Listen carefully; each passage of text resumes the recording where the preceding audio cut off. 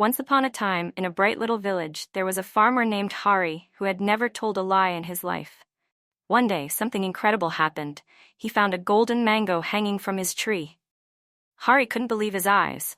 "A mango made of gold?" he shouted. But little did he know, this wasn't any ordinary fruit, it was a magical mango. Hari knew the mango was worth a fortune. But just as he was about to sell it, a mysterious old man appeared. Cut to the old man walking up to Hari with a wise expression. "Be careful, young man. The magic of this mango will test your honesty." Hari stood there, thinking hard. Should he lie about where he found the mango and make lots of money, or should he tell the truth? Tell me, how did you find such a treasure? And then Hari made his choice. He took a deep breath and said, "I found it on my tree, fair and square. It's not mine to sell." Suddenly the old man reappeared, and whoosh, the single golden mango turned into hundreds of golden fruits. Hari's honesty had unlocked even more magic.